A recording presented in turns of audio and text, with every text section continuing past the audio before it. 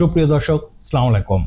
আপনারা জানেন গত 25শে জুলাই বিগত আওয়ামী লীগ সরকারের সংরক্ষিত মহিলা আসনের এক এমপির বাসা থেকে সমন্বয়ক পরিচয়ে 10 লাখ টাকা আদায়ের সময় 5 জনকে আটক করে পুলিশ।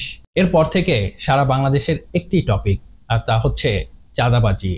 গণ অভ্যুত্থানের সামনে থেকে নেতৃত্ব দেওয়া তরুণেরা কিভাবে ব্যাপক দুর্নীতিতে জড়িয়ে গেল তা নিয়ে চলছে এখন আলোচনা সমালোচনা। সামান্য রিক্সা চালকের ছেলে কিভাবে 2.5 লাখ টাকা দিয়ে গরু কোরবানি দেয়, ভাঙা টিনের বাড়িকে কিভাবে দালান বাড়িতে পরিণত করে, তা নিয়ে রীতিমতো ঝড় বইছে সোশ্যাল মিডিয়ায়। সরকার ও এনসিপির কোন কোন নেতা এই দুর্নীতির সাথে জড়িত তা নিয়ে চলছে অভিযোগ ও পাল্টা অভিযোগ। সারা বাংলাদেশ যখন এই হট টপিকস নিয়ে ব্যস্ত, ঠিক তখনই সরকারের এক প্রভাবশালী উপদেষ্টা, যাকে আমরা মাস্টার মাইন্ড হিসেবে চিনি, এবার তার বিরুদ্ধেই দুর্নীতির অভিযোগ আনলেন বনি আমিন। যারা জানেন না তাদের একটু জানিয়ে রাখি, বনি আমিন হচ্ছেন একজন অস্ট্রেলিয়া প্রবাসী কন্টেন্ট ক্রিয়েটর। তিনি সাধারণত ট্রাভেল ও ডকুমেন্টারি টাইপের কন্টেন্ট ক্রিয়েট করে থাকেন। অনেকেই তার কন্টেন্ট দেখেও থাকতে পারেন। তো এই বনি আমিন গতকাল রাতে সিডনিতে 6.5 কোটি টাকার লেনদেন শিরোনামে একটি ফেসবুক পোস্ট করেন। সেই পোস্টে তিনি মাহফুজ আলমের বিরুদ্ধে তদবির ও লবিং এর মাধ্যমে কমিশন খাবার অভিযোগ আনেন।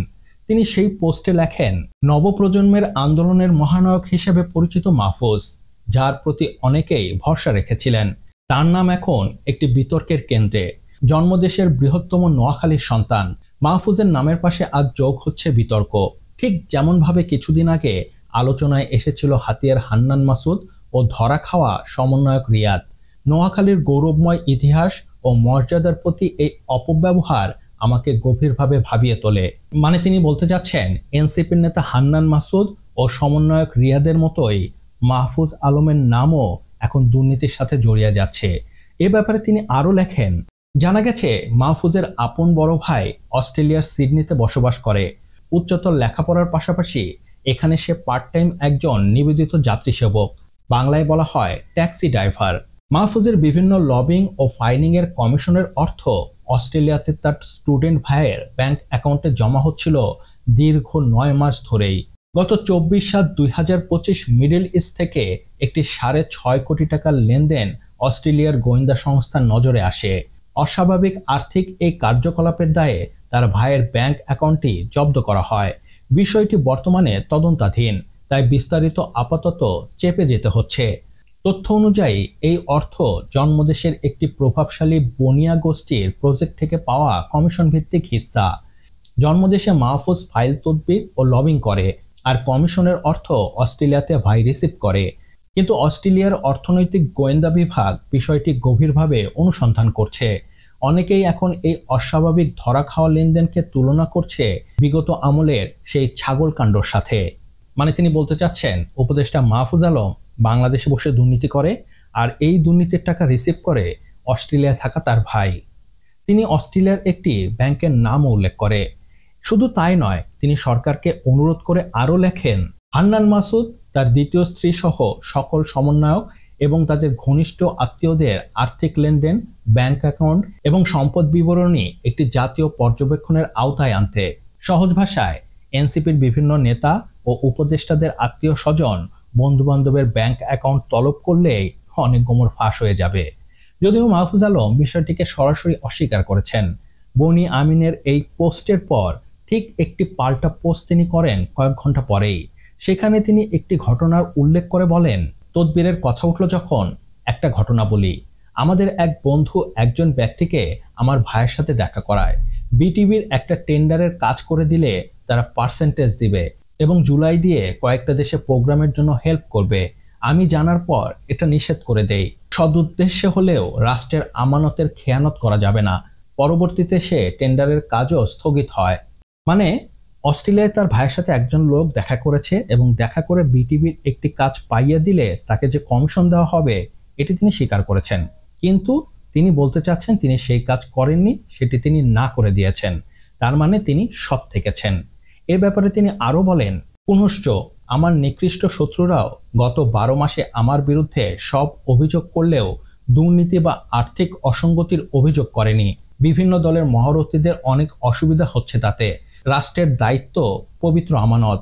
1000 কোটি টাকার চাইতেও ইজ্জত ও রাষ্ট্রের আমানত আমার জন্য গুরুত্বপূর্ণ। মানে তিনি বলতে চাচ্ছেন তিনি পুরোপুরি সৎ।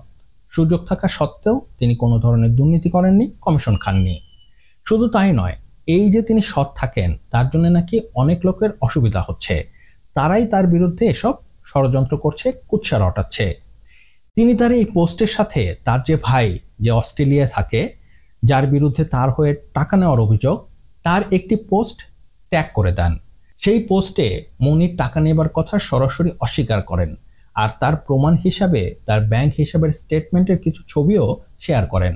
শুধু তাই নয়, পোস্টে তিনি বনি আমিনের বিরুদ্ধে আইনি ব্যবস্থা নেবারও হুমকি দেন। এখন প্রশ্ন হচ্ছে, কার কথা সত্যি, বনি আমিন নাকি মাহফুজ আলম? এই ঘটনার সত্যতা আমরা তখনই জানতে পারবো যখন এর সঠিক তদন্ত হবে। কিন্তু তদন্ত কি হবে? হবে না, কারণ আমরা এখন নতুন বাংলাদেশে থাকি, নতুন বন্দোবস্ত। আর এই নতুন বাংলাদেশে কোনো উপদেষ্টা পাপ করতে পারেই না, দুর্নীতি করতে পারেই না। তারা তো তুলসী পাতা, এর প্রমাণ আমরা আগেও পেয়েছি। আমরা দেখেছি বিভিন্ন উপদেষ্টার সেক্রেটারিরা কিভাবে শত শত কোটি টাকা মেরে দিয়েছে, কিন্তু উপদেষ্টারা কিছু জানে না। আমরা দেখেছি উপদেষ্টার বাবা কিভাবে লাইসেন্স পেয়েছে, অথচ উপদেষ্টা কিছুই জানে না। তাই আমরা এর ঘটনার সত্যতা কখনোই জানতে পারবো না, কারণ তদন্ত হলে এমন অবস্থা হবে যে ঠক বাঁচতে গা উজাড়, মানে সবাই ধরা খাবে। তাই এর কোনো তদন্ত হবেই না। তাই আসল ঘটনা কি আমরা জানতেও পারবো না। বর্তমান সরকারের ভিতরে দুর্নীতি কতটা গভীরে চলে গেছে তার একটা ধারণা আপনি পাবেন সাবেক সমন্বয়ক উমামা ফাতিমার কথায়।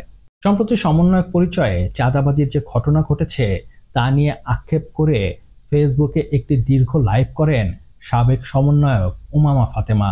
সেখানে তিনি অনেক কথা বলেছেন, কিন্তু তার একটি কথা আমার ব্যাপক দৃষ্টি কেড়েছে, আর সেটি হচ্ছে বৈষম্য বিরোধী ছাত্র আন্দোলনের সব সিদ্ধান্ত হেয়ার রোডে উপদেষ্টাদের বাসভবনে বসে ঠিক করা হতো, সেগুলোই বাস্তবায়ন হতো। তার মানে হিসাব খুব সহজ, বর্তমান বাংলাদেশে যত ধরনের অরাজকতা হচ্ছে, যত ধরনের দুর্নীতি হচ্ছে, তার সবকিছুর পরিকল্পনা ও সিদ্ধান্ত আসে হেয়ার রোড থেকে বা উপদেষ্টাদের বাসভবন থেকে। এখন দেখার বিষয় কোন কোন উপদেষ্টা এই সব দুর্নীতি ও অরাজকতার সাথে জড়িত। আজকে হয়তো আমরা জানতে পাবো না, কিন্তু একদিন না একদিন এর সত্যতা ঠিকই প্রকাশ পাবে, কারণ পাপ বাপকেও ছাড়ে না। তো এই ছিল এই ব্যাপারে আমার মতামত। তো এই ব্যাপারে আপনার মতামত কি তা আমাকে নিচে কমেন্টস করে জানাতে পারেন। আর হ্যাঁ, ভিডিওটি কেমন লাগলো তা অবশ্যই জানাবেন, আর অবশ্যই সাবস্ক্রাইব করতে ভুলবেন না। আপনার একটি সাবস্ক্রাইব আমাকে অনেক বেশি উৎসাহিত করে নতুন নতুন কন্টেন্টের কোয়ালিটি ভিডিও তৈরি করার। ভালো থাকবেন, সুস্থ থাকবেন, আল্লাহ হাফেজ।